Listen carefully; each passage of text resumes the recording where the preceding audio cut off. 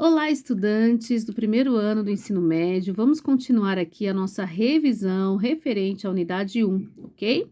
Nós agora vamos falar sobre formas de relevo, né? Primeiro, o que é relevo? Pessoal, relevo são diferentes tipos e diferentes formações de solo, tá? Por exemplo, a montanha é um tipo de relevo que tem uma formação diferente do planalto, né? Olha aqui o planalto, tá vendo?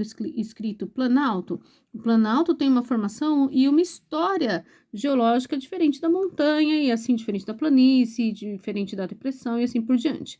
Então a gente vai estudar um pouquinho o que faz com que esses relevos sejam diferentes. Bom, para começo de conversa, é importante a gente saber que existem diferentes agentes, ou seja, diferentes situações, diferentes agentes é aquele que age sobre o relevo, né? Então, por exemplo, agente endógeno e agente exógeno.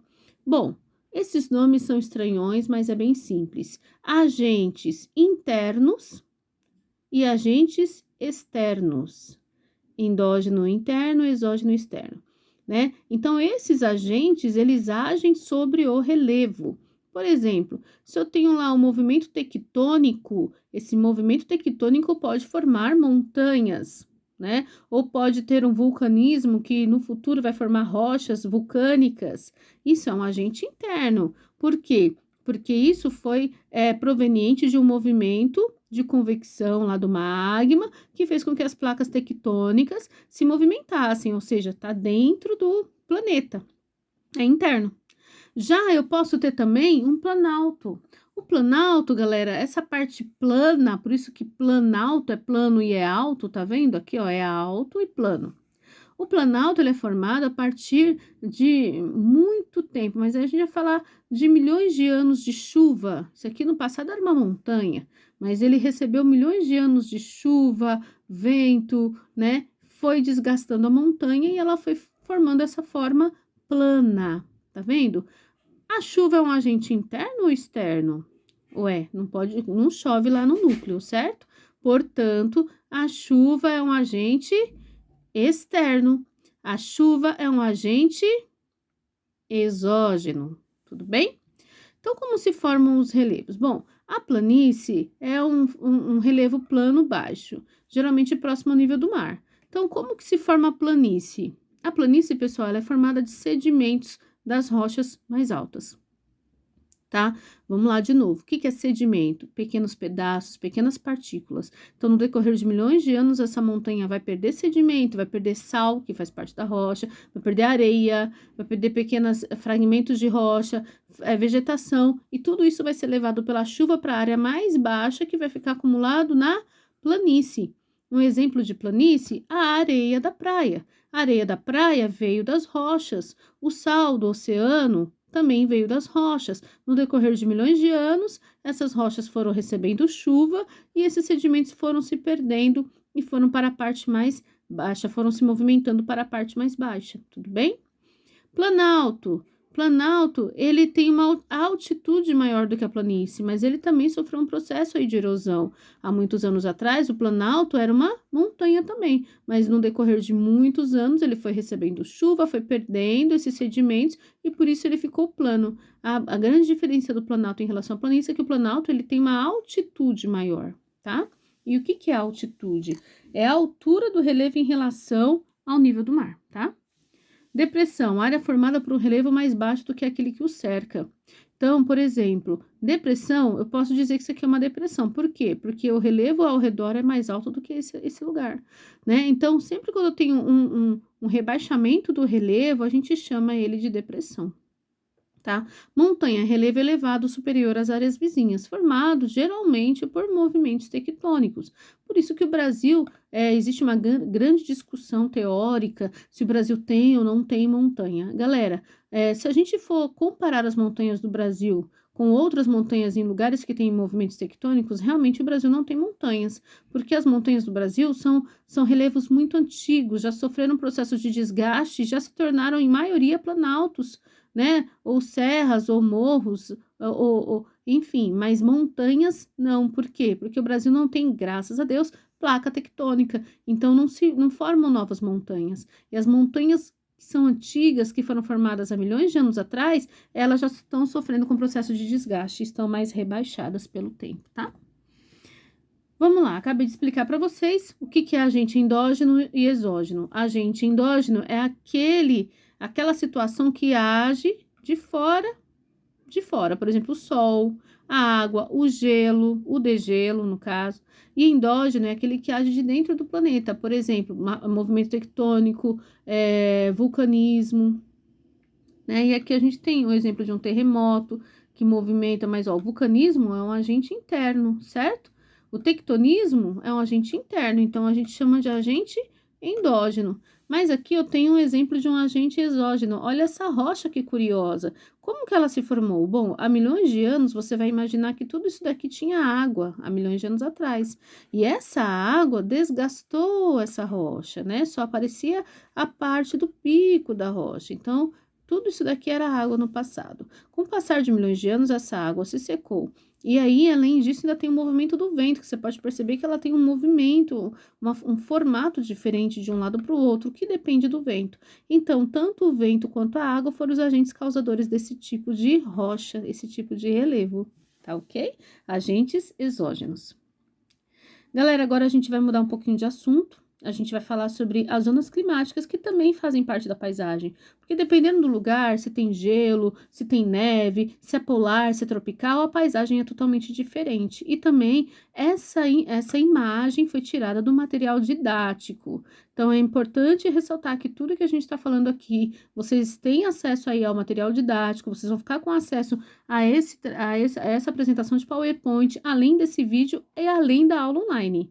Tá? O que eu preciso que vocês realizem é a atividade avaliativa que eu vou deixar disponível na plataforma. Bom, reparem que a Terra ela tem uma inclinação aí de aproximadamente 23 graus, né? Essa inclinação aqui faz com que a linha do Equador receba mais incidência solar, ó. Tá? Então, todos os países que estão próximos à linha do Equador, nós chamamos de países tropicais.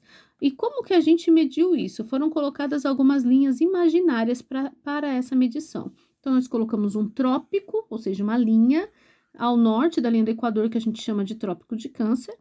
Colocamos uma linha imaginária ao sul da linha do Equador, que nós chamamos Trópico de Capricórnio. Tudo que está dentro dessas duas linhas, nós chamamos de países tropicais. Né? Tem até a música lá que eu citei para vocês do Lulu Santos que fala: moro num país tropical, ou seja, ele quer dizer que nós estamos dentro da zona tropical, embora exista um equívoco nessa letra, porque Rio Grande do Sul, Paraná e Santa Catarina não estão dentro da área tropical, estão já na área temperada. Então, o nosso país, ele não é 100% tropical, embora seja essencialmente tropical, né? Tem esse calor, mas não é 100% tropical, tá? Aí eu tenho, então, toda essa zona aqui a gente chama de zona tropical, ó, tá aqui. E nós temos duas zonas polares, zonas temperadas, tá? Quais são? Zona temperada norte, que vai do Trópico de Câncer ao Círculo Polar Ártico, e zona temperada sul, que vai da linha Trópico de Capricórnio ao Círculo Polar Antártico. Essas zonas, vejam, qual a característica delas? O inverno é bastante rigoroso e o verão é quente, tudo bem? As estações do ano são bem definidas. Eu esqueci de falar a característica da zona tropical. Na zona tropical, o verão é quente, o inverno é relativamente quente, porque nós não temos temperaturas negativas, exceto em altas altitudes. Então, quando eu vou num lugar muito alto, numa montanha lá, aí sim eu vou ter temperaturas, mas isso daí não tem a ver com a zona, tem a ver com a altitude do lugar. Quanto mais alto, mais frio. E as zonas polares, que a característica é invernos frios, congelantes, né? E verões frios também, tudo bem? Então, as características da zona são: zona tropical é quente no inverno e é relativo é o quê? Quando eu comparo com as outras, é relativamente quente no verão também, né? Nós não temos temperaturas negativas, existem exceções, ok? Zona temperada tem as estações bem definidas, o inverno é bem frio, né? Tem neve, enquanto que o verão é bem quente, tudo bem? Tanto é que lá o calendário escolar é totalmente diferente, né? O pessoal tem as férias de verão, tá? O calendário escolar termina no meio do ano para o pessoal aproveitar lá um verão no meio do ano antes de retornar às aulas, tudo bem? É isso aí, galera. Bom, vamos aí para mais um tema da unidade 1, coordenadas geográficas. Gente, eu tenho muito orgulho de falar de coordenadas geográficas com vocês, porque vocês fizeram uma atividade prática de coordenada geográfica e me deixaram muito orgulhosa, que foi aquela busca, naquela investigação que nós fizemos na escola de um crime que tinha ocorrido na escola, né? Foi uma aula transdisciplinar entre a professora Bárbara, a professora Laura e eu, professora Giovana. Então, nós fizemos essa aula juntos, né, com vocês, e eu dei algumas coordenadas e vocês localizaram todas as coordenadas. Além disso, vocês fizeram atividades em sala de aula com o mapa mundi. Então, assim, eu sei que vocês estão dominando esse tema, mas eu vou fazer uma retomada mesmo assim. Bom, aqui nós temos o marco zero.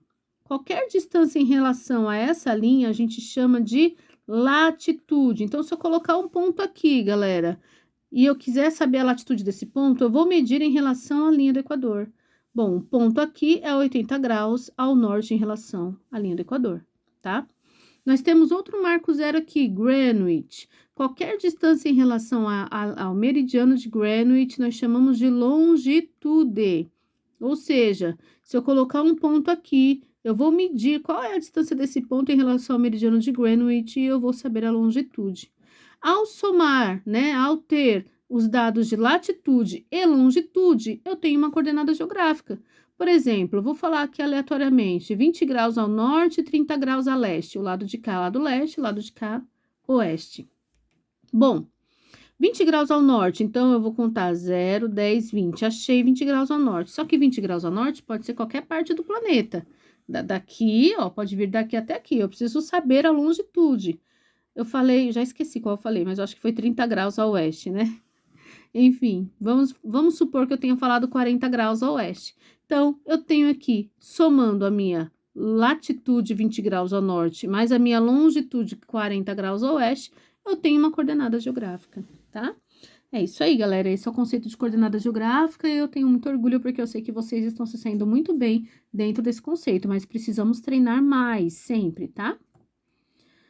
Cartografando, projeções, isso daqui não deu tempo da gente falar em sala, então vamos lá.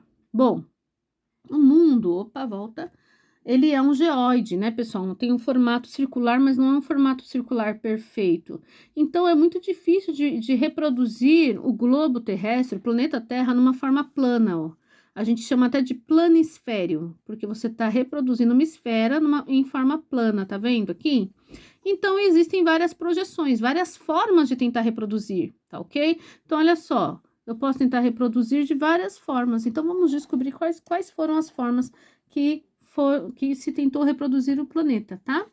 Bom, a forma plana, ou seja, eu pego uma área plana e represento, ó, a Terra, né? Só que aqui eu estou beneficiando só os polos. É um mapa que me representa muito bem o polo norte, mas os outros países, eles não ficam muito...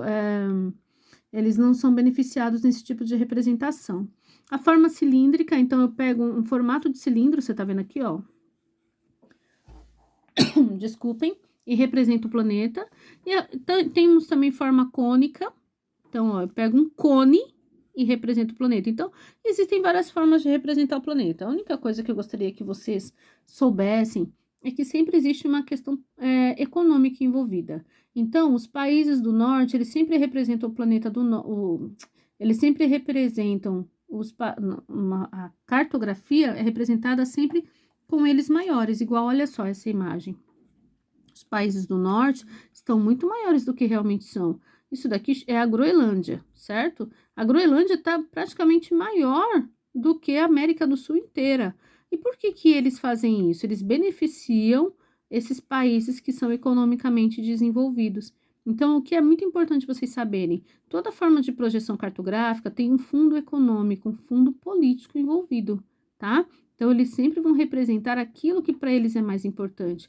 Nessa projeção cilíndrica, deixa claro que para eles o norte é economicamente muito mais importante do que o sul, até porque no norte nós temos os países desenvolvidos, exceto a Oceania, o continente da Oceania, que também é desenvolvido, mas está ao sul, tá? Mas aqui, gente, está distorcida essa projeção. Está exatamente maior para mostrar economicamente que eles têm maior poder econômico. Então, sempre tem um viés, uma visão econômica envolvida nas projeções. Galera, eu vou deixar essa questão para vocês resolverem para mim, vai ser uma atividade, tá? É uma questão do Enem de 2016, caderno azul, tá? A ONU faz referência a uma projeção cartográfica em seu logotipo, tá vendo aqui, ó? A figura que ilustra o modelo dessa projeção é essa figura plana, cônica, né? Aí você fala, professora, mas cilíndrica. Você vai fazer uma pesquisa aprofundada sobre as projeções cartográficas e você vai me dizer qual é a figura. Não adianta só você clicar lá, falar que é A, B, C ou D. Eu vou deixar uma atividade que é a resposta dessa questão e uma pesquisa sobre os tipos de projeções, tá? Então, essa vai ser uma atividade avaliativa para vocês. Um abraço, qualquer dúvida podem me chamar, a professora está à disposição de vocês. Na próxima segunda-feira nós teremos aula online, onde eu vou falar também dessa aula, vou tirar dúvidas, tudo bem? E vamos dar prosseguimento às próximas unidades. Um abraço, fiquem com Deus, até mais.